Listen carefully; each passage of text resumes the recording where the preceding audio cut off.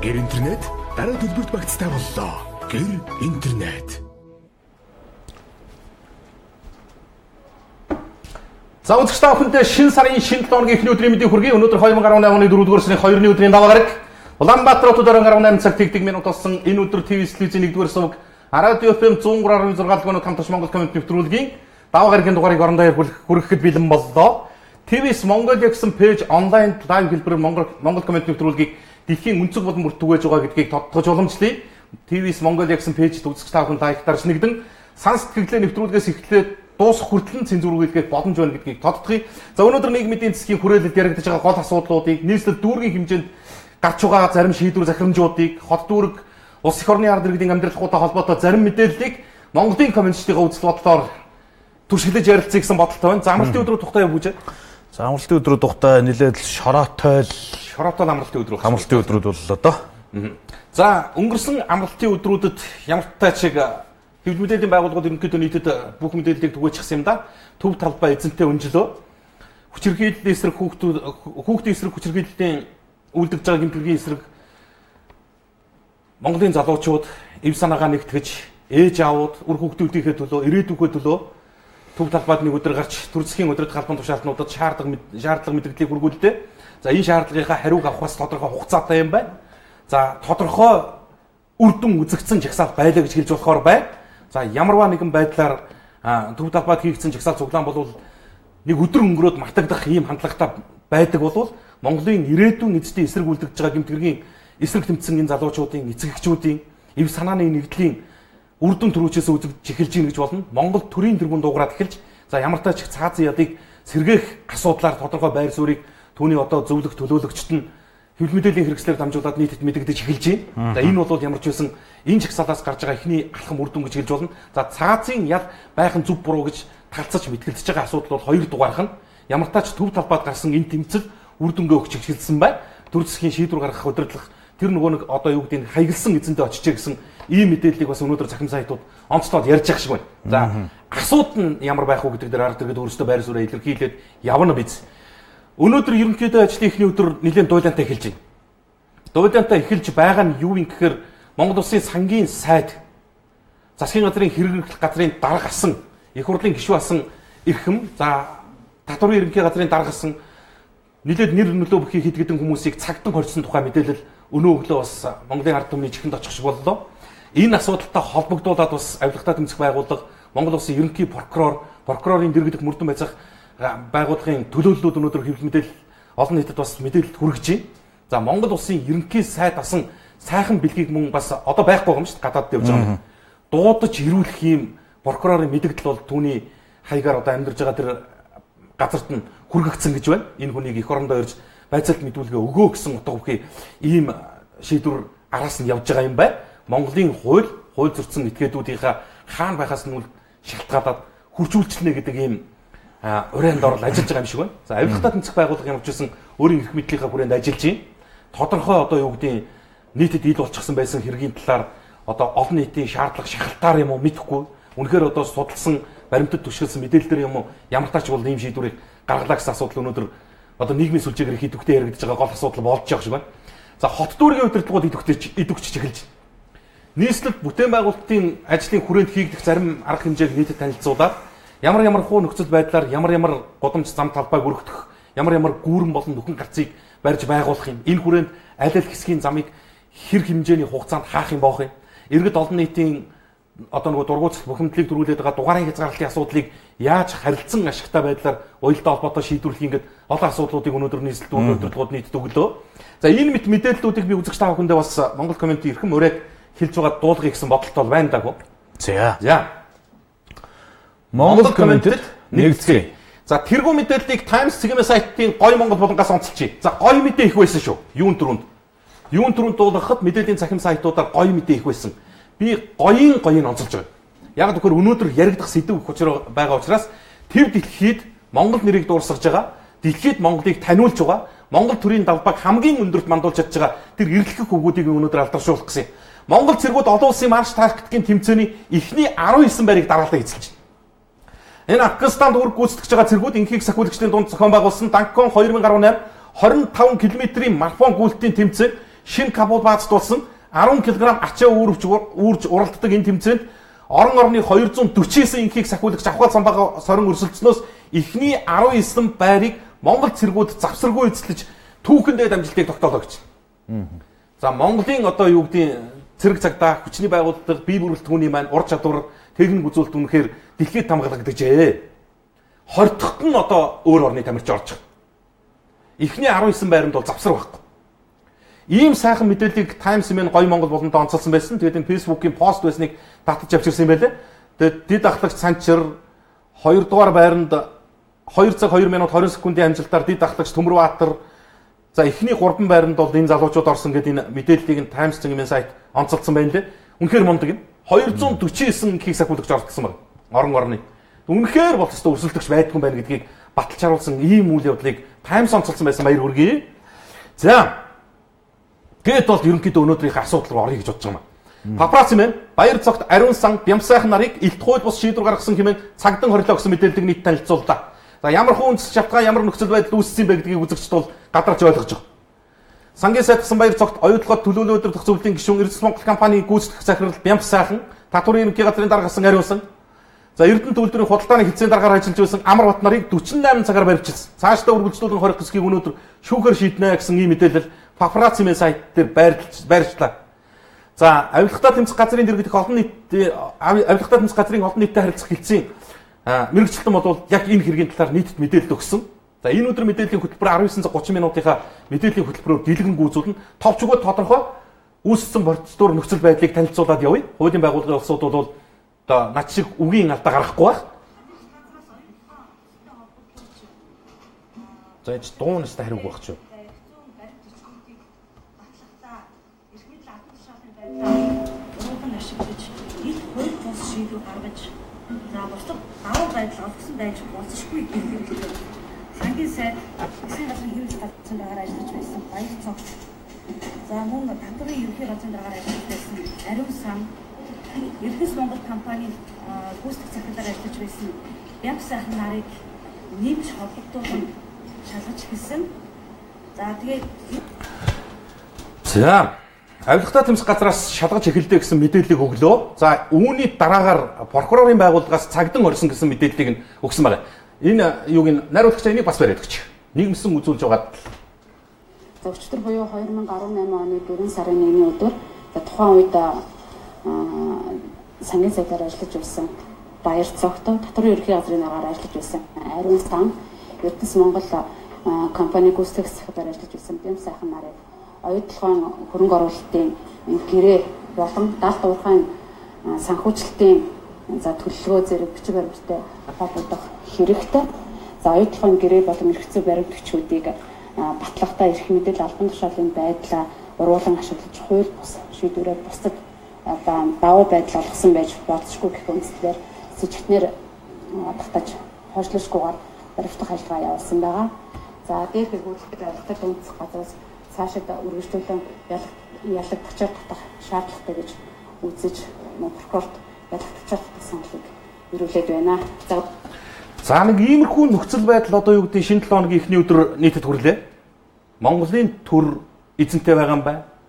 Монголын хууль бас иргэндээ эрхтгч үйлчилж байгаа юм байна гэдэг ингээд сошиал орчинд бас нэг иргэдэд юу гэдэг төр хууль засаглалтаа итгэхээ байжчихсан, итгэл алдарсан байсан тэр нөхцөл байдлыг эргээр өөрчлөгдөж байгаа юм шиг хандлага анзаарэгдэжээ. За энэ усуудыг бол одоо илт буруутгах байгаа хандлага бол байхгүй.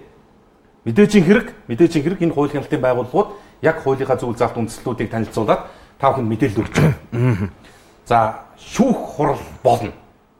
Цаашид одоо үргэлжлүүлэн хорих хэрэгтэй байна гэдэг тийм нөхцөл байдал гарвал үргэлжлүүлээд хорно.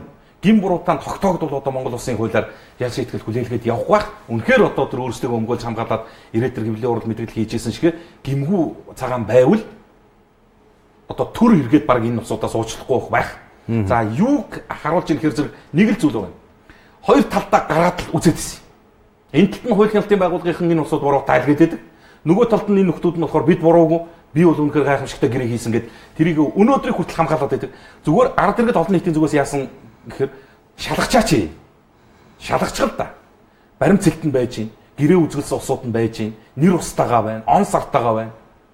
Шалгачих яа. Тэгээд үнэхээр гин бурууг бол энэ чинь тогтоогдоод гараад ирж штэ л гэдэг ийм асуудал нөхцөл байдал байсан. За одоо хандлага өөр болж эхэлж байна. Одоо яаж юм хэрэг нэр бүхий энэ улсуудын илт гэж штэ. Илт албан тушаал уруулан ашиглаад бусдад илт давуу байдал олгосон байж болцшгүй гэж зүйл бүр ингээ хилээ гараад ирлээ штэ. Тэгэхээр эн чинь бол өөр болоод эхэлж байгаа. Одоо бол нөхцөл байдал өөр болчихж. За ингээд яах вэ гэхээр эннийхээ араас тухайн үеийн засгийн газрын тэргүүнээр ажиллаж исэн сайхан бэлгийг дуудах хуудас илгэнэ.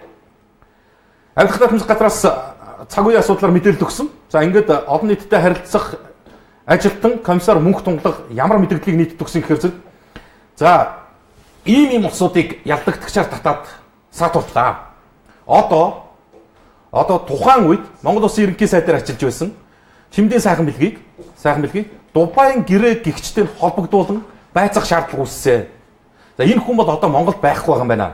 Тэгэхээр байгаа орсон сууж байгаа тэр газрын хаягаар авилгатай тэмцэх газар прокурорын байгууллагын зарлан дуудах хуудсыг араас нь илгээсэн гэж.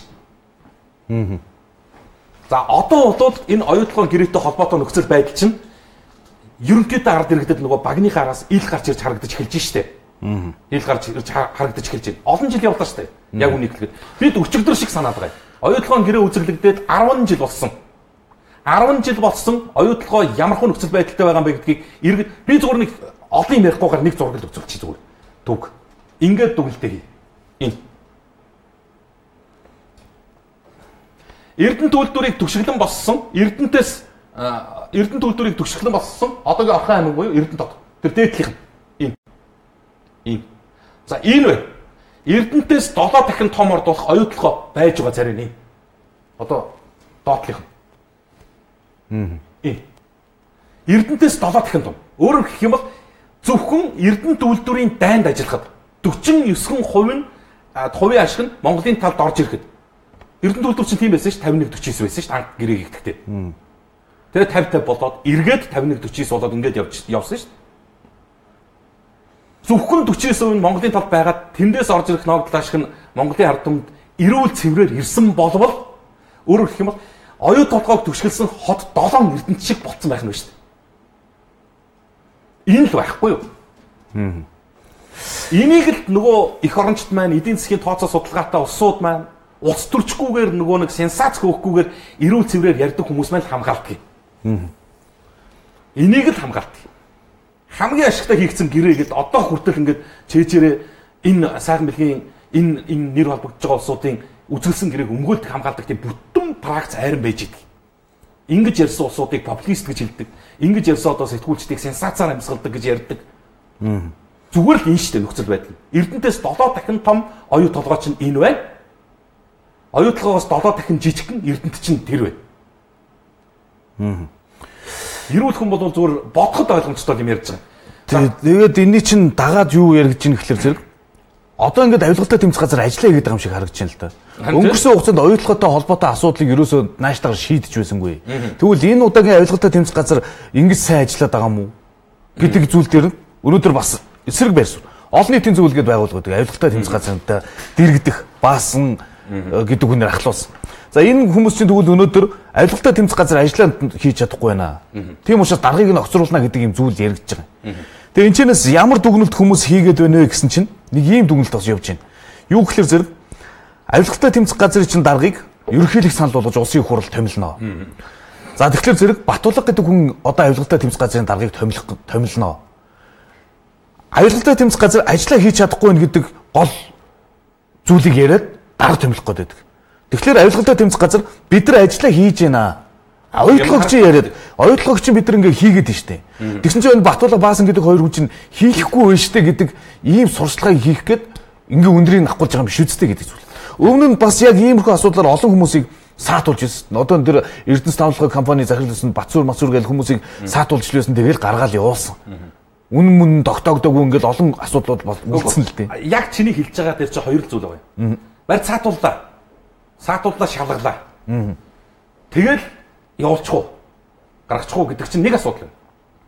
За хоёрдугаарт нь яаж ирэхээр зэрэг саатуулсан улсууд байна. За одоо бодвол яг нэг юм нөхцөл байдалд Монголын ард түмэн үндсэндээ бараг 3 сая 200 мянган ван ашиглуулчихлаа шүү дээ. Жасны матгүй саатуулна эрүүл мэндийн шалтгаанаар гарна. За одоо энэ усуудыг саатуулна. Дахиад ямарваа нэгэн хууч өвчин сэдвэр эрүүл мэндийн шалтгаанаар сулдагдана. Энийг бол одоо монголчууд мэддэг болсон байхгүй. Яг үннийг л зүгээр асуудлаа бодтой ярил л бод хэрэг. Энэ баасан нарын усуудын тавиад байгаа асуудал чинь яг үннийг хэлгээд энэ хэрэгтэй тэр дарга удирдлагуудыг солихолтой холбоотой асуудалтай огт нөлөөлдөг юм л. Баасан гэдэг хүн ерөнхийдөө авилгатай тэмцэх газар ажиллаа хийхгүй байх энэ төр гэдэг зүйлийг ярьдаг. Үндсэн үндэслэл нь юу юм гэхээр зэрэг авилгатай тэмцэх чиглэлээр байгуулагдсан Монгол төрийн энэ байгууллага хууль сахиулах одоо үндсэндээ баг хамгийн дээд эрх хүчийг байгуулж байна. Энэ байгууллага хууль зөрчөөд ажиллаад байдаг ийм удирдлагуудтай байгуул бохгүй л гэдэг үндслийг ярьсан. Одоо хугацаа гэж юм байна. Пүрэв өргөт хаврын чуулгыг эхлэх чинь. Хаврын чуулганаар хамгийн дөрөнд яригдах хилдэгдэх асуудал дээр авилгатай тэмцэх газрын даргын томилгоо. Одооны дарга их чиглэлийн хувьд бүрийн эрхийн хугацаанд дууссан гэдэг зүйлийг яриад байгаа шүү дээ. 2011 онд авилгатай тэмцэх газрын дарга томилогдсон юм. 2011 онд авилгатай тэмцэх газрын дарга томилогдоод 6 жилийн хугацаанд бүрийн эрхийн хугацаанд хэрэгжээд дуусчихсан. 2017 онд авилгатай тэмцэх газрын бүрийн эрхийн хугацаа дууссан. Тэр хин гэдэг хүн завсар нь хит орж ирээд гарсан нь бол сонирм биш байхгүй юу? Тэр бүрийн эрхийн хугацаанд дуусах хэрэгтэй. Одоо өөрөөр хэлэх юм бол улсын хурлын нэг гишүүнийг эргүүлэн татлаа. Тэр тойрог дээр ирсэн гишүүн дахиад эргүүлэн татагдсан ч анх томилогдсон 2016 оноос 2020 оны бүрийн эрхийн хугацаагаар л дуусгах. Тэгэхээр энэ хугацаа нь өнгөрцөн. Тэгэхээр нэг ийм нөхцөл байдал үүсэж байна. Тэгэхээр одоо хараа хаврын чуулган нэгэд дарга томилох хүртэл энэ асуудал шоу хэлбэрээр явах юм байна гэдэг зүйл харагдаад байгаа юм. Ямар дарга томилогдох нь вэ? Тэрний дараагаар энэ баяр цогцгдэх хүмүүсийг чи үргэлжлүүлээ шалахгүй эсвэл нөө суллаа явуулах уу гэдэг зүйл чинь. Олонний дүүсээд байгаа гол проблем чинь байхгүй. Үзмжийн асуудал болчлоо. Өнөөдөр үүссэн нөхцөл байдал үзмжийнх бол. За алхам хийсэ. Аатыг алхам хийсэн. Маш хайнга хойрог ажиллаж исэн. Алхам хийсэн. Гэхдээ энэ алхамыг зоригтой энэ том алхамыг хийх шалтгаан нь өөрөө албан тушаалаа хамгаалах нөхцөл байдал байсан уу гэдэг зүйл байхгүй юу да. Энийгээ тэгтээ одоо АТГ үйл ажиллагаагаар л харуулдаг шүү дээ. Цаашдаа яах вэ гэдэг тэр процедурчин дараад иргэдэд альнийх нь үнэн байж юу, инх жаргалынх нь үнэн юм уу, баасангийнх нь үнэн юм уу гэдгийг л баггүй харуулах байхгүй юу. Нөхцөл байдал нь юрдөө юм. За би сая оюу толгой Эрдэнэт хоёрыг харьцуулсан зураг үзүүлсэн. Оюу толгой ийм гэрээ үзүүлсэн байгуулсан улсууд төрөвчээсээ ийм юм болж байгаа юм байна. Энийг харуулдаг. Гэтэл манад төрийн өмчөд бүх үйлдвэр компаниуд алдагдaltaй ашиггүй ажилдаг, дампуурдаг, ундаг нөхцөл байдал дээр яг вөхөр төр албан тушаал агч байгаа улсуудын орлого өсөж байгааг харагдаж байна. Дараагийн нэг зургийг би ингээ үзэгчдэд үзүүлье. Энэ жилийн ингээ хөрөнгө оруулалтын мэдүүлэг гаргасан. Төрийн өндөр албан тушаалтууд гаргасан ингээ танилцуулж илээ. Зүгээр би ганцхан за Батэрдэн гишүүнээ уучлаарай. Би зүгээр жишээ болгож ард иргэдэд үзүүлж байгаа юм. Ганцхан таныг сонгож аваад улс төр хийж байгаа юм байхгүй. Надад ямар ч тийм амбиц ирэх ашиг алга. Зүгээр би та нүхтийг танаар төлөөлүүлж. Улсын хурлын гишүүн Ж Батэрдэн гэж. Энэ одоо сайд болсон хүн шүү дээ. Гэр бүлийн гишүүдийн орлого нь 2015 онд 37 сая 800 мянган төгрөг байсан. 2016 онд 185 сая төгрөг болчихсон. 2017 онд 923 сая төгрөг болон огцон өсч байна. За, энэ прогнозыг хар. 2015, 2016, 2017 он гэдэг Монголд үйлдвэрлэл эдийн засаг яг бүр огцон хурдтайгаар унж байгаа үе байхгүй. Унж байгаа. За, энэ хүн 16 онд их хурлын гишүүн болоод 17 онд ингэж хөрөнгө оруулалт өсөөд одоо бол сайд хийгээ явж байна. Тэгээ ийм нөхцөл байдал дээр бид шудраг ёсыг ярьдаг тийм ээ. Тэр нөгөө үнэн зөвийг ирдэг хайдаг чинь зүгээр өстой хонглын үзүүрт холоо байгаа юм бэл. Би хэллээ шүү ярихынхаа өмнө хэллээ. Би энэ нэг хүнтэй ямарваа нэгэн хувийн юм алга. Зүгээр би ил байгаа энэ фэйсбүүкийн постыг л үзүүлж байгаа нийтэд. Худлаа ийм юм байхгүй гэх юм бол үгүйсгэн. Чи бодлоо 37 сая төгрөгийн орлоготой хүн 2 жилийн дотор тэрбумын орлоготой болчихлоо шүү. Яг яадаг ашигтай бизнес нь ингэдэг юм бэ? Гэхдээ тэгээд тэгэхээр ч одоо төрлөө ухамч байсан зүтгэхээс яах? Яаж игээл төрийн нэг албанд очихоос яах юм бэ? Ийм л ашигтай юм болов. Тэгээд чи энийг нэг зүйлийг бодлоо. Хөрөнгө оруулалтын мэдүүлэгтээр мэдүүлж байгаа орлого байхгүй. Албан ёсны орлого. Тэр нөгөө нуудыг хаадаг нь биш. Өнөөдөр өдрөөсөн дээр нэг Монголын дарга нар байраар хахчихжээ гэсэн нэг нийтлэл гарсан байлээ л дээ. Тэрийг уншиж хараад сууж яхад нэг ийм бодол төрж байгаа. Ерөөсөө төрийн албанд насаараа зүтгэсэн хүмүүс чинь яасан их хөрөнгө мөнгөтэй юм бэ? Ардны ах вэ? Өмнө бизнес эрхэлжсэн ч юм уу эсвэл арга гэрийнх нь бизнес эрхэлдэг байж болох юм. Гэхдээ 20 30 жил үе удмаараа төрийн албанд ажилласан хүмүүс, эхнэр нөхрөө төрийн албанд ажилласан хүмүүс тийм их хөрөнгө мөнгөтэй байж болдго юм уу гэдэг ийм асуудал гараад ирж байгаа. Тинчээрээс юу харагдсан гэсэн чинь Монгол улсын засгийн газрын техникийн сайд нар агентлагийн дарга нарыг байрыг нь бичсэн баг. За. Хичнээн байртай юм бэ гэдэг. Тэгсэн чинь тэнд юурээс ганцхан байртай хүн нэг ч алга. Хамгийн бага нь 2 байртай. Хамгийн дээд нь 14 байртай хүмүүс байна. Хамгийн их одоо улсын их хурлын гишүүн Сүхбат гэхэд 9.2 тэрбум төгрөгийн байртай юм байна. За энэ хүн бол өмнө бизнес эрхэлж байсан. Тэгэхээр ч одоо наадах миний ярьж байгаа энэ хүн чинь бүр жижиг болчихсон шүү дээ. Агентлагийн дарга нар гэхэд чинь л 3-4 байртай байт юм. Тэгээ тэр байрнууд нь үнэлгээ нь хэд гэж бодож байна. 1 тэрбумаас л эхэлж штэ юу. Дардсан дүн шүү дээ. Шамбитл дараалд оруулж ирж байгаа юм. Одоо та нар хараараа. Энэ жилийн хөрөнгө оруулалтын мэдүүлгэн дээр ирэхдээ зүгээр эргэлтийг үнэхээр тэрэгтүүлж байгаа. Энэ жилийн хөрөнгө оруулалтын мэдүүлгэн дээр ирэхдээ Lexus 570 гэдэг автомашин байна шүү дээ. Lexus 570 гэдэг автомашин он загвараасаа шалтгаалаад 50-аас 120 сая төгрөгийн үнэлгээтэй бичигдлээ. Тэгээ би бодож байгаа юм. Үнэхээр одоо их хурлын гишүүн 50 сая төгрөгийн Lexus 570 бол одоо тэрийг чинь бид яаж хийж бүр лизингтэй ч утгах нь аавь. Ийм байхгүй юу? За чи тэгээ бод заяа. River Garden гэдэг энэ хотхон байна тий. Сая одоо манай телевиз сурвалжтаад энэ төр болоод нөгөө шүүгчдийн ордог танс хотхон. River Garden гэдэг хотхонд метр квадрат нь 2 сая 500 мянган төгрөгийн үнэлгээтэй байр байна. Ави. Үнэхээр бол. Тэгээ ингэж байгаа байхгүй юу? Ингэж Шамбитл дараа оо чи бүр 29 сая төгрөгийн үнэтэй ланд 200 бичүүлсэн байна. Тэг бид нар тэрий чин заа яах вэ гэд хүлээн зөвшөөрлөө шүү дээ. Таны л хөрөнгө одоо хийдэгдэг төгрөгөөрөө мэдүүлэх үү одоо дүүрсэн гэд хаялаа шүү дээ. Тэгэхэд юм бас хэмжээ юм байхгүй. Төрийн албар ерөөсөө Монгол 2 хуваагдал. Төрийн албар бол үхэн гатан зүтгээд ямарваа нэгэн байдлаар оржилж чадах юм бол нэг амьдралын загт хүрдэг. Ингээд нэг авилгал авах тэр хууль ёсны эрхээ баталгаажуул явж байгаа байхгүй. Өөрөөр хэлэх юм бол төрийн нэг удирдах албан тушаалд томилогдлоо гэдэг бол яг авилгалыг одоо авах тэр мандат авчиж байгаа. Одоо өөрөөр хэлэх юм бол төрийн албанд очсноор жинхэнэ нөгөө авилгалын диплом гаргаж байгаа. Ард нь Монголын залуучууд эх орноосоо дөрвж байна. Шударгаар амьдарч, шударгаар ажиллаж хөдөлмөрлөх ийм орчин нөхцөл Монголд байхгүй болсон. Одоо нийслэл Улаанбаатар хотод 9 цэгт бүгд найрамдах Солонгос улсын визэнд зуучлах код олгож байна. Хамгийн одоо эстоноо малаар шүд татвал бүрэн сүүлсгүүл тархан гэдэг шиг Монгол залуучуудын согоон улсан тэр эмс хүүхнүүд явж зогтож байна. Улсаасаа зогтож байгаа шүү. Амьдралын төлөө. Энд ажиллах, орон зай, зах зээл, шударгаар хөдөлмөрлөх, эрхтгч байх гэдэг бүх юм байх болчихсон энэ нийгмээс дөрвж байгаа юм. Би нэг бол зөвхөн их соёлдоо дөрвөлт гэж. Манайхан бол юу гэж ярьж байгаа хэрэг зэрэг нөгөө талд нь суучаад Хятадаас авч ирэх ажилчдынхаа квотыг яриа сууж байгаа байхгүй.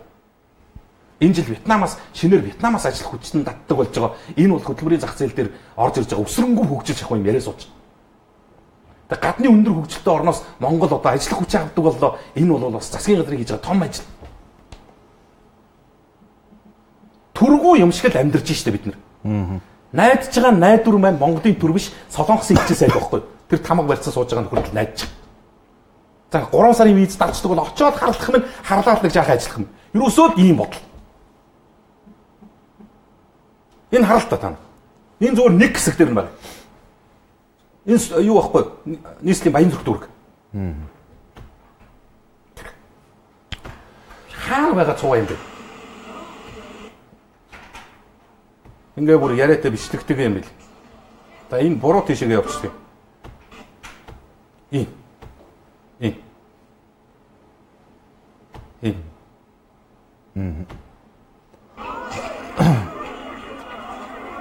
Энэ охтой. Энэ ч одоо улсаасаа гарах гэж алалцж штэ. Энэ хараа. Энэ бүр зах хязгаар нь хаана байгааг мэддэхгүй. Би хүн амтны зөвийн төлөө санаачилж хийсэн үйл ажиллагааг үгүйсгэж байгаа юм шиг. Өнгөрсөн амралтын өдрүүдээр болсон хүчирхийллийн эсрэг цуглаанд ийм их залуучууд ирсэн үү? Одоо сүүлийн үед л Монголд болсон хамгийн том жагсаал байлаа.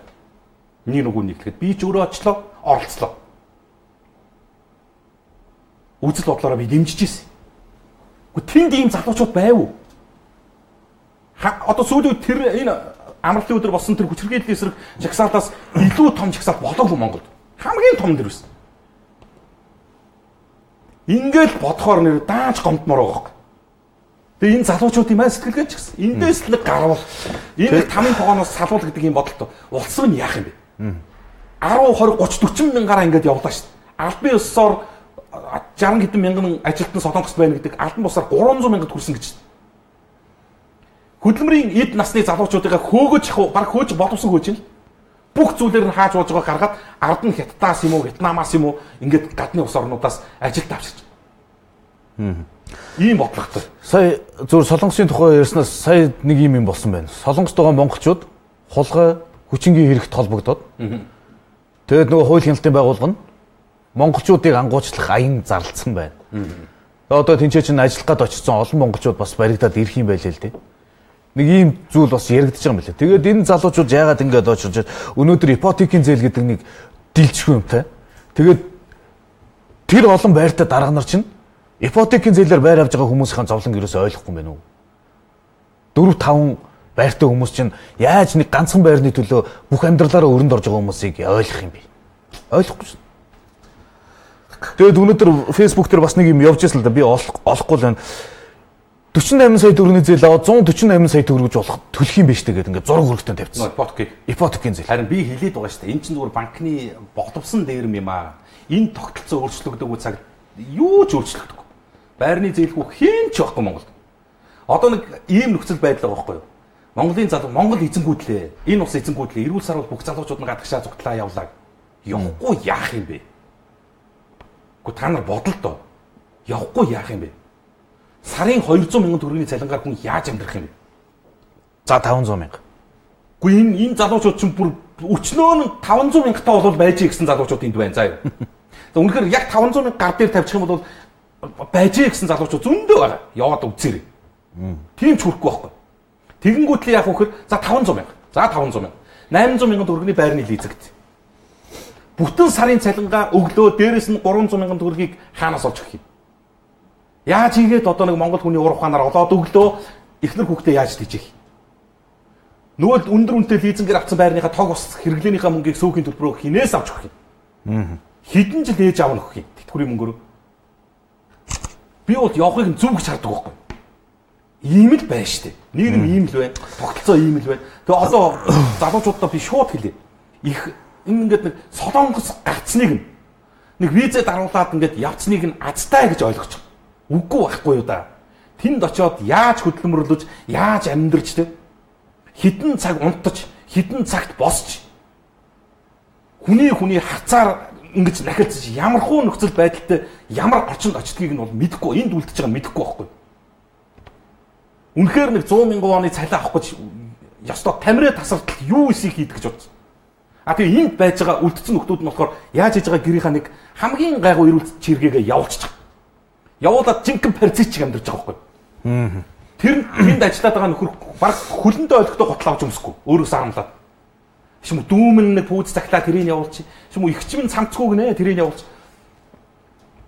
Энэ сарынхаа байрны мөнгийг төлж чадаагүй тэрийг явуулчих. Эцэст нь яг үхээр 4 жил 5 жил зүтгэж жагаад Монголд ирэхэд нэг юм хэлж болохгүй хідэн нэр төрлийн өвчний урхаа орж ирж байгаа. За. Үнэн чанга шүү нэрээ манайх бол. Олон чалган сэдв байна да. Тэгээд сэтгэл бас нилээд ирж явах шиг байна. За Америк виза юу болсон бэ? Олон хүн асууж байна. Бүртгэл явуу болсон байл гэж чинь 10 TGS гэсэн хувийн дугаартай шар хад зунжин чиглэлийн шар өнгөтэй автобусанд 17 цагийн орчимд 100 айлаас аав маань суух гэж байхад хөдөлж унгааж гимтээчгээд хил амарт оромжилсан байна. Үүнд ямар хариуцлага тооцох вэ? Гомдолтой байна. Энд чинь нийтийн тээврийг соёлжуулах жил мэл болгоод зарлаа үз. Тэгээ тэр утас мутсан байдсан байлээ. Тэр утас руу нь гаргаад залгаад одоо гомлоо мэдүүлэх байх та. Би зүгээр нийтийн тээврээс соёл болоод харахгүй байгаа шүү дээ. Зүгээр одоо шатчихгүй байгаа ч л гэдэг юм. За сайн уу орой минь уншаад өгөөрэй. Өмнө Говь аймаг нүүрс тээврийн жолооч нар үнэхээр мартагдлаа. Энэ амьдралтай газар дээр нь ирж үзэж хараад арга хэмжээ авдаг холбогдох хүмүүс гэж байна уу? Хэцүү хүн байна штэ. Зам руу орох гэж дайн болж байна. Мөргөлдөж байна. Машин унаж осолд орж байна. Ирж үзэж хараач ээ л гэж. За Торын төрийн гэж юм одоо төрийн хог шороо цэвэрлэх тоосны мангас хэрэгтэй байна гэсэн байна. 1990 оноос хойш орон сууц карманы хулгайч нарын зүс царай нэрийг нууж хохирогчийг нь харуулдаг болсноор хулгайч нар борооны дараах мөг шиг олширлоо. Хүний эрх гэдэг нэрээр ингэж болдог юм уу? Одоо Монголд хамгийн хөгжиж байгаа юм хулгайч нар болж байна. Одоо Монголд хулгайч аригч ядуучууд манай орны мод болж байна. Төр засагт ухаан бодол байна уу гэж. Ажлах хүчний хувьд яг үнэ дархан хотод хүртэл хятадуудыг ажилуулад байх юм а. Уулын дарханд ажилгүй иргэд маш олон байгаа шүү дээ. Ажилд орох гэхээр хизээч авахгүй 30 гарсан хөгшин гэд авахгүй юм а. Ийм байхад явахгүй яах вэ? Өнөөдөр статистикийн газраас ажилгүй иргэдийн тоо судалгаа гаргасан мэл л дээ. 21 мянга гал гарсан мэл. 21 мянган ажилгүйчүүдтэй бол яагаад засгийн газар 263 мянган ажлын байр бэлдээ. Тэгсэн чинь тэрнийх нь одоо 4000 гаруй. За одоо тэр хамгийн их нь байгаа хгүй 4000 гаруй 25-аас 34 насных байна. Гүг энэ нэг юм юм. За тэр 200 мянган хүн байлаа гэж. Түл 40 мянган 25-аас 34 насных байна гэж. Дэлгэсний хувьд тийм. За засгийн тархи угаалт нь юу юм бэ гэхээр энэ төр засгийн бодлого гаргаж байгаа нөхдүүдийн тархи угаалт нь юу юм гэхээр зэрэг бид бол чадах чинээгээр ажиллаж байгаа. Боломжиндоо ажлын байр гаргаж байгаа. Монголын залуучууд хийхгүй байна. Одоо нэг тийм хандлага руу явлаа шүү дээ. Ингээд юм ярихаар зараар дүүрэн л ажлын зар байна шүү дээ. Сонингоор дүүрэн ажлын зар та нар хийхгүй шүү дээ гэдэг ийм нөхцөл байдал руу дүрхсэн. Хийгээд цалингаа өгөхгүй байна гэдэг. Хоёрдугаарт нь өгж байгаа цалин амьдралд хүрэлцэхгүй байна. Одоо бүр цайж байна. Юу гэж ирсэн чинь одоо энэ Солонгос руу ойшрож байгаа нөхдүүд бол дийлэнх нь ажилтаа нөхдүүд гинэ. Би үрс уур жинхэнэ хүн донд орох шиг санагдаж байна. Хөөш ажилтаа хүн яагаад Солонгос явж байгаа юм бэ? Одоо тэгж шít. Яадгүй хэр нэг ийм нөхцөл байдал үүссэн байхгүй. 101 амралтын удирдал эхлэв шүү дээ. Одоо 6 сарын 1-ээс 9 сарын 1-ийн хүртэл. Тэгээ тэр үеэр эмч багш нар нэг хэсэг явсан байхгүй юу?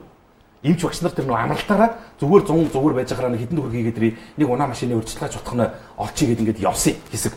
Одоо тэгсэн чинь тэргээр дөрүүлсэн. Ер нь бол ажилтаа хүмүүс л явцдаг. Гинэ. Өтө ийм бол одоо ч юу яах. За чи тэр хулгайч гээ заяа. Одоо үнэн гоё заяа. Би танад энэ Монголын төр яаж ажиллахыг харуул. Манай цагдаа нар нөгөө мань хулгайчтайгаа найзалчихсан. Одоо сургалт хийж байна. Их л юм хийж ин л да. За энийг чинь үгүйсгэж байгаа багт байхгүй. Хулгайчдын нөлөөллийн сургалтанд хамруулж байна. Тэг ингэж нийслэлийн цагдаагийн газрын халаасны хулгайтай тэмцэх албаныхан бүртгэлтэй үйлдэлийг нь хянаж байдаг хулгайч нарыг цуглуулаад сургалтанд хамруулсан. Он гарсаар нийслэлд халаасны хулгайн гэмт хэргийн шинжтэй 474 гомдол мэдээлэл бүртгэгдэж шалгаснаас 85.4% нь гар утасны хулгайн гэмт хэрэг эзэлж байна. Нийслэлд гар утасны 6,000 орчим худалдаачин байдгийн ихэнх нь хулгайн гар утас худалдан авч өөрчлөлт хийгээд эргүүлэн зардаг сүлжээ гэдгийг албаныхан хэлвэ гэж. Тэг энийг чи юу гэж ойлгож байна бүжээ? Энэ 6,000 гар утас зардаг нөхөртөөгөө сүлжээнд орцсон. Тэгээд 474 чинь 85% хийдэ. 400 орчим гар утас хулгаалцсан хулгайчдыгаа мэддэг. Тэгээд тэднэртэй нөлөөллийн сургалт гэдэг юмыг цагдаагийн байгууллага хийгээ сууж. Ингээд хулгай хийхэ болох уу юм? Би нэг юм гайхаад байгаа. Бүгдийг мэддэг, бүртгэдэг. Бүртгэгдсэн байж идэг. Тэг юу гэсэн үг юм бэ? Тэгээд энэ хулгайч чинь эрх чөлөөтэй явж идэг. Тоолоод байж идэг. 474 гэдэг бүр ингээд тоолоо байж идэг. Бүр хулгай тэмдэглээ нэр арай хитэрж шít. Энд чинь нөгөө эрх зүйн орчны шинжлэх талдаа ярьсан шүү дээ ихнээсээ. Хулгайн гар утас зарж борлуулах юм бол гээд худалдаачтай хариуцлагын яриа. Хулгайч нь өөрсдөө дийлдэхгүй нэгээд ингээд ихэлсэн чинь одоо болчихсон. Ер нь хулгайчдын оюун санаанд нь юм хийжээж энэ тархинд хогийн цэвэрлжээс тэр хулгай хийх гээд байгаа сэтлийг нь болов. Энд байж та бурхан нэрж хичээл ороод ч эдгээр хулгайлдаг л бол хулгайлдیں۔ Энийг нөлөөллийн байна уу, нөлөөллийн биш вэ үү? Хитэн сургалт явуулаад энэ үнэхээр хэцүү байхгүй. Хоёрдугаарт нь энэ манай цагдаа хуулийн хяналтын байгууллагын бүгд тийм биш байна. Энэ амтан алдсан хүн 15 тагч. Амтан хүний алдсан юмыг олж өгнө гэдэг юм байхгүй болсон. Машиныгаа толийг гусуулчин нэг л цагдаа гомдол гаргаад өгнө нөгөө хулгайчтай мэдчихэдэг цагдаа нар. За таныг тэгж байгаа дуудана. Толийг ч олдохоор дуудана гэх байхгүй. Хизээч залах. Нэг эмэгтэй ойлаад ороод ингээ хүүхдтэйгээ дэлгүүр ороо явжсэн ч уцаа алдчихлаа штэ. Уу энэ төр болно. Та санаа зовдгүй харж. Энэ хараа ийм томоо альбом шиг. Энэ манай дүүрэгт бүртгэлтэй хулгайч нар эднэр штэ. Эднэрээс л нэг нь байгаа. Та харж. Хизээч залахгүй гонжин жоо заа. Тийм байхгүй. Энд ч одоо яаж ажиллаж яаж амьдрмаар үнэн хэцүү болчихж байгаа. За дөрөв нөгөө ипотекийн зүй чи энэ гараад ирчих. Яг харъя та. За энэ ингээд үлдэгдэл бүр яг тамхтай юм шүү дээ. Тий 48 сая 600 мянган төгрөг. Эхлээд. За хүүгийн төлбөр 911 мянган төгрөг ингээд авч байгаа юм байна. Нийт төлбөр ингээд явж. За жилийн дараа гээд харъя л да. Энэ 2017 оны 7 сарын 25-нд гарсан зээл байна л да. За 2018 оны 7 сарын 25-нд 48 сая 384 мянган төгрөг. Үндсэн зээлээс одоо хэд хасагдчих? 216 мянган төгрөг хасагдж байгаа юм. За 216 мянган төгрөг төлөхийн тулд наа хүн чинь хэдэн төгрөгийг хөө гэж. За үндсэн төлбөр гэдэг энэ байна л да. Энд явжсэн нийт төлбөр гэдэг. Сар болгоно одоо 800 мянган төгрөг төлөж явдаг. Тэгэл за 800 мянган сар болгоно төлдөг гэж бодъё. Жилийн дотор хэд болох вэ? За 10 сард гэхэд 8 сая төгрөг шүү дээ. 48 сая төгрөгнөөс 8 саяын өчөд шүү дээ. Гүг. 10 сар одоо наа чин 9 сая 600 мянгаыг төлчих. 10 сая төгрөг төлчихөж байгаа хүнд. 10 саяд нэг жилд 10 сая төгрөг төлөхөд үндсэн зээлээс нь 200 мянга хасагдж байгаа. За энэ юм төгсгөл нь энэ байна. Үлдэгдэл нийт үлдэгдэл нь 148 сая төгрөг.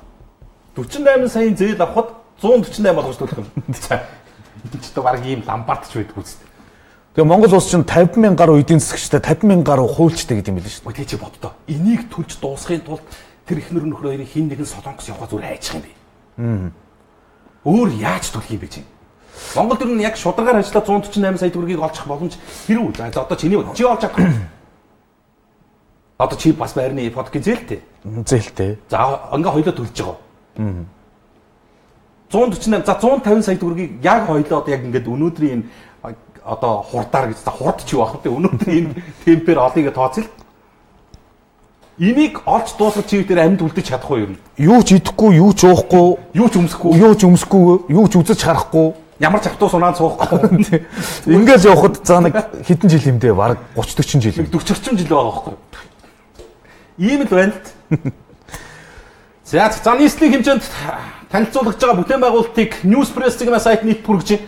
За энэ болоод иргэд олон нийтийг бас бухимдуулаад байгаа гол асуудал л да. Юу хийх юм бэ гэдгээ тодорхой хэлээч. Яах юм, ямар шийдвэр гаргах юм гэдгийг ойлгомжтой болгооч. Хот дүүргийн өдрөдгүүд ингэн тэгнэ гэдэг энэ санал асуулга юм а нэг талтаа гаргаж зэгцлээч. Гэдэг ийм зүйл дээр тодорхой хариулт тайлбарыг л өгч юм л доо. Ингэх юм байх шүү. Авц замын хөгжлийн газраас энэ онд хийх бүтээн байгуулалтын ажлаа танилцуулж тус газрын дарга тогтгоёрын танилцуулж байгаагаар энэ онд гэр хороолтыг холбосон 11 зам баригдах юм. 2018 онд нийслэлийн замын сангийн хөрөнгөөр 24 төсөл арга хэмжээ хийгдэх юм байна. Гадны хөнгөлөлтөө зээлийн хүрээнд 4 гүүр баригдах юм байна. Энэ ажил энэ сарын 5-аас 15-ны хооронд эхэлнэ гэж байна. Орос улсны хороолтонд 4 холбох замыг хийж зам барина гэж байна. Ярамгийн гүүрэн замын ажлыг 11-р сарын 30 гэхэд хүлээлгэж өгнө гэж байна. Сонсголтын туулын гүүрийн ажил 4-р сарын 5-аас эхэлнэ гэж байна. Замын цагдаагийн гүүрэн гарцыг 15-аас эхлүүлнэ гэж байна. Дулааны модон дэд үтцийн 100 гаруй ажлыг хийнэ гэж байна. Ийм ажлыг хийх юм байна. За ингээд ийм газраас ийм их хүүсвэрээс санхүүжүүлнэ гэж байна. За ингээд ажлаа танилцуулж байна. Улаанбаатар хотын төгсрлийг бууруулах зорилгоор 4 замын томоохон уулзууруудыг нөхөн болон олон төвчний огцолцоор хийх шийдэл гэж. Багшийн дэдийн уулзуур юм бол. Харагдаж байна уу? Ингээд үзүүлчихвэл ойлгомжтой. За багшийн дэдийн уулзуур юм болно.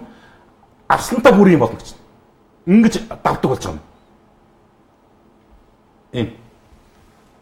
За энэ гадаад харилцааны яамны уулзуур. Буюу нөгөө Централ таврын өмнөх уулзуур. Ийм болох юм уу? Ийм болох юм. Ингээд төслүүд одоо ингээд энэ нөгөө чивт дээр яриад байдаг. Замын цагдаа. Нөгөө чивт дээрийн мэддэг ганц. Нөгөө алдар. Энэ дүнжигээр худалдааны төвийн нөгөө зах дээгүүр давж байгаа гүрэн гэсэн. Бүхэн өргөний уулзуурыг ийм болгоно гэж. Түнэл нүхэн гарцаар. Офицеруудын ордны уулзуур. Тэгвэл тэгэл ингээл харах нь шүү дээ. За, ингээ хийж болж юм. Зөндөө хийж байгаа. За би ганцхан жишээ хэлье. За жишээ нь тэр урд байлаа шүү дээ.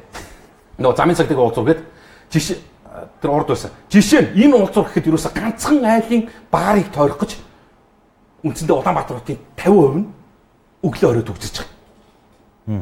Энэ хийн гэхээр нөгөө алдартай 60 тэрбумын санд байхгүй. Энэний нэг минт гэдэг баарыг л тойрох гэж байгаа. Одоо бүгд л мэдэн штэ. Тэг үннийг хэлэхгүй манайх. Ерөөс үнэн гэдэг юм хэлэхгүй нэг тийм яадгийн тэ нэг юм. Тэрийг л тойрох гэж байдаг үстэй. Одоо тэр Хон Плаза хоёрыг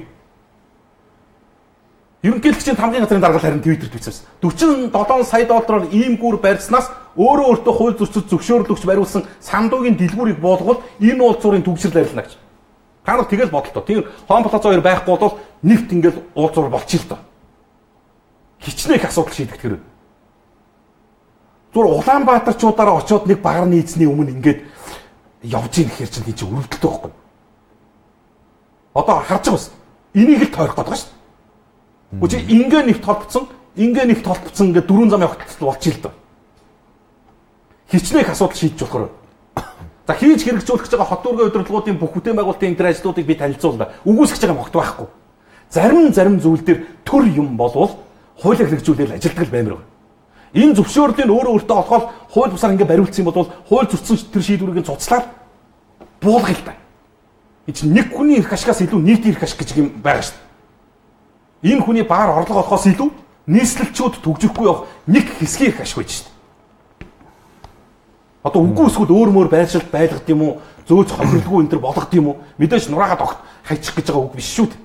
Зогцоод ойлголцоод энийг чинь бас нэг янз янзаар байж болно доо хэлбэрнэ. Ер нь бол хотод баар хаач висэн яад. Баян цэл дээр 58 баар чигцэлдээд байж л биш. Баартын хүндийг. Тэ нэг баар буудал хоёрыг л дийлдэггүй нэг юм сонь дүртэй. Ийм хоттой. Байгаа юм. За ингээд юу яасан гэхээр дараагийн нэг асуудал нөгөө за энэ зайсантгойг зүгээр баг ингээд та нар авдөө. Зүүн талаас нь дахиж очиж. Улсын хурлын гишүүн асан гүндлэгийн дүүлгэн.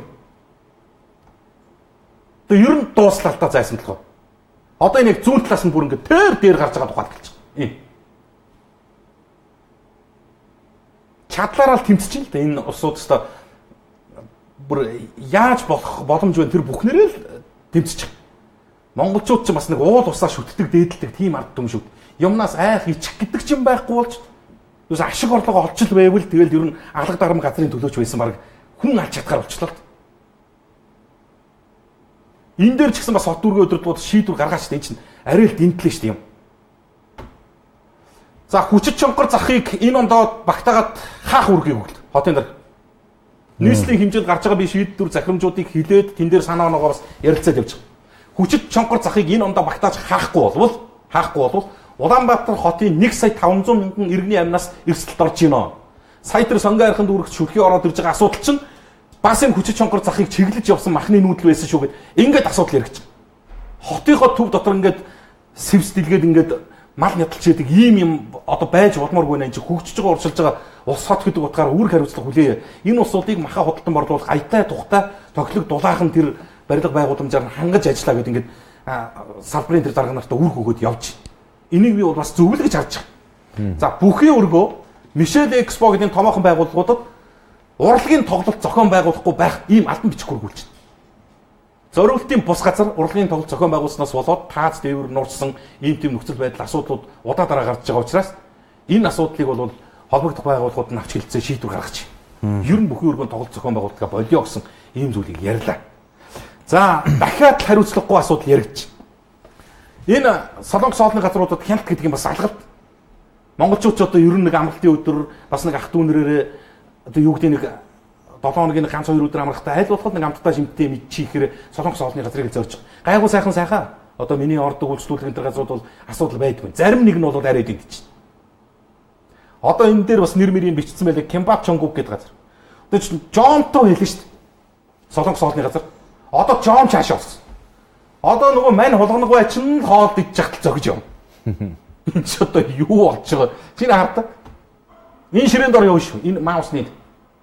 За гэж. Энэ тал харагдах хэвээр. Энд ингээ хүмүүс хоол идэж. Дахин гарч ирээд байгаа хөө. Энэ. Харж гин үү энэ маусны? Харагч гин үү? За тэр харлаад энэ гүйцээг. Ийм сонин хариуцлагагүй бол байх юм. Юу юм бэ те? Жон бүр цааш болцсон байна. Тоо хулган баг эрхчлээс энэ хурдаараа явах юм бол хойдон бас харах үзэх юм байна. За оюутнуудын автобусны картыг 22 биш 44 болгож өгөөч. Анх автобусны карт 44-ээс одоо 22 болсон. Оюутан бид нарт хаач хүрэхгүй байна штэ.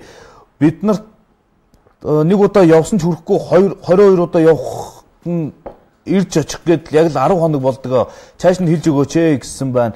Хараа сонсоож явах бүтэж байгаа юм алгаа. Би төрийн албаагч 20 жил ажиллаад байр орон сууцгүй ганц машинтай байна. Гэхэд наад яригадаад байгаа хүмүүс чинь яаж төрийн албаны цалингаар ингэж баяжаад байд юм бэ гэсэн байна. Төрийн түшээд төр нь хулгайч юм чинь төмөө олон хулгайч байлгүй яах вэ? Тэгээд ч Монгол хүн чинь ясны хулгайч шүү дээ л гэж. За оюутнуудын автобусны асуудлыг бас нэлээд бичсэн байна. За Хаспанкар захиалахад 10,000 ашигласны хөс 10,000 ашиглах болгонд 150 гэдэл арай л дэндүү юм а гэсэн байна. Ипотекийн зээл гэдэг бол боловсон нэртэй банкны дээрм шүү дээ. Жинхэнэ утгаараа гадаад улс оронд ипотекийн зээлийг ингэж явуулдаггүй. Ганцхан Монгол ийм туршлага байдаг шүү дээ. Хизээ нэг шудраг банктай болох юм бол доо л гэсэн байна. За хүүхдийнхээ гар утас цүнхийг алдчихад хулгайч нь баригдсан цагдаа тавиаж явуулчихж байгаа юм а. Яагаад тавьж байгаа юм бэ гэхээр хөдөлмөрийн өсний доод хэмжээнд хүрээгүй гинэ. Тэр хүн дахиад дараагийн хүний утсыг хулгайлаад явах уу гэхээр тэгин штэ гинэ. Тэгвэл утсыг нь зараад үлдсэн байсан мөнгийг нь авъя гэхээр хулгайчд нь өгөөж явуулчихсан гинэ. Тэр хүний карманаас гарсан учир үнэхээр хэлэгч үг алгадаа л гэж. Ийм л байхгүй юу? Одоо бодис жишээс манай телевизэн нэг ажилтан машиныхаа толийг хулгайлсан. Хулгайч бол өөрөө олцсон юм билээ. Хулгайч камераас нь олоод цагдаа барьсан. Тэгээ бас 50 явуулсан. Яасан гэсэн чинь. Гэхдээ одоо энэ хүн чи одоо хулгайчаар төлөвлөх хэрэгцээ үнс байдаг юм аа. Одоо таны юм чинь байх юм бол гаргаж өгөх хэрэгтэй. Байхгүй зарцсан юм байна. Тэгээ хохирлыг нь багтуулахгүй. Харин энэ хүн ажил хийгээд тань төлөх. Тэгэхээр зөрчлийн бол ярьсан 292 мянган төгрөг хүрэхгүй болчихж байгаа юм. Одоо пүрүсний толик чинь 292 мянга хүрэхгүй шүү дээ. Тэгээд одоо яах юм бэ? Энэ хүн ажил хийж таны хохирлыг барагдуулна л гэж байгаа. Тэр ажил хийгээд тэгээ өгтлөө одоо хичнээн жил болох юм тий. За нэг гомдол байна.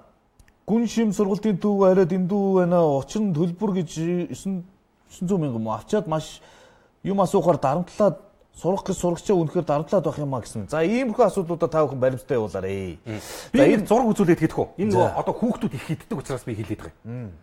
Энэ нөгөө киндер гэдэг энэ одоо үндгэн шоколад гэдэг дээ шүү дээ. Хажуудлаас нь тоглоом гарч ирдэг. За энэ чинь бол одоо хүүхдүүдийн ганц хэрэгэлдэг юм. Хажуудлаас нь дотроос нь. За энэ байна. 2017 оны 11 сарын 25-нд үйлдвэрлэгдээд 18 оны 5 сарын 23-нд хугацаанд дуусах юм. За. Тэгэд ийм орж ирсэн заяа. Тэгсэн яаж ирэх энэ арай л дэндүүлт. Энэ эрүүл мэндийн дид сайд байсан хүн өөрөө постлоо ш. Хариуцлагатай төрийн албан тушаал ашиглажсэн хүн. Амар санаа. Тий. Тэгсэн энэ хуулаад үзэн цаана нь яасан нөхөр энэ байж. 2013 онд үйлдвэрлэгдээд 14 онд хугацаанд дууссан. Өөрөөр хэлэх юм бол 4 жил шамбитал дартсан юм бол Монголд л байж байгаа. Одоо дэлхийд дууссан заяа. 4 жилийн өмнө энэ чинь бодолтой. Хугацаанд дуусаад 4 жил. Үйлдвэрлэгдээд 5 жил болсон ийм шоколад орж ирээд энэ чинь бол Монголын хүмүүс үнэхээр авдаг байхгүй. Нөгөө дотроос нь тоглоом гарч ирдэг. Би энийг эцэгчүүдэд бүр онцгой сэрэмжлүүлж байгаа. Манай энэ аж ахуйн нэгж байгууллагууд бас арай л дэндүү. Энд чинь хүний хүүхдэд ийм юм зарж олж байгаа ашигч нь одоо ямар орлого болт юм бэ? Энэ давчраад нааж гинүү. Цаанаас ингэж байгаа. Энд нааж байгаа юм билээ. Энд нааж байгаа юм билээ. Гол нь яг энэ дэр юу пост нь бас бичсэн байсан юм л. Энд ингэж бүтэн юм сүлжээ. Ганцхан энэ биш юм л. Энэ ингээ өдөр болгон танилцуулах юм билээ ер нь. Тэгээд ингээд иргэд ажиллаа хийгээд идэг. Иргэд эрхэн зөвчөгчдөг асуудлуудаа яриад идэг. Нөгөө өсөлтөөний байгууллага, хэрэглэгчийн эрхийг хамгаалдаг байгууллага, мэрэгжлийн хяналтын байгууллага, гайл нь нөгөө мөнгө авахаар урьдчил болгож яадаг татвар нь энэ чинь юусоо төрд ажил хийж өгдөг ийм байгууллага алга шүү дээ. Энийг хэн хилчилж явах ёстой юм? Энийг одоо тэгэл чадгаараа эцэгчүүдэд битээ энийг авч байгаараа л гэж уриалхаас дүүрүүд юу хэлж байна. За нэвтрүүлгийн цаг дуусж байгаа юм байна да. За тийм байна.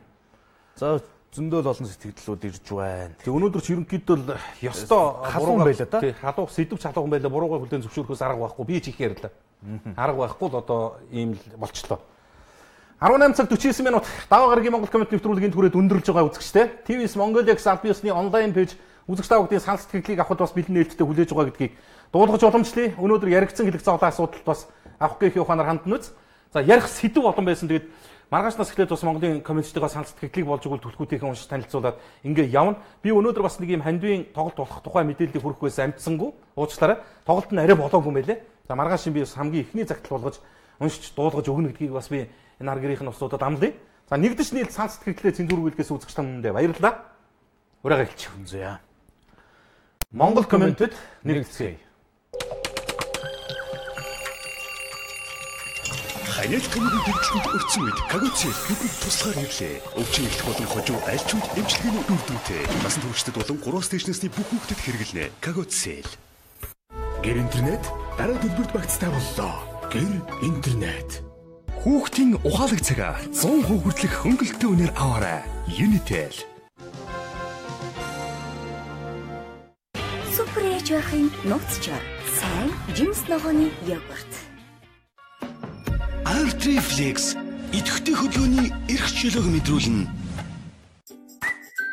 Ухаалаг, эрч хүчтэй амьдралын нууц, нүүдэл, өндөгтэй гомон.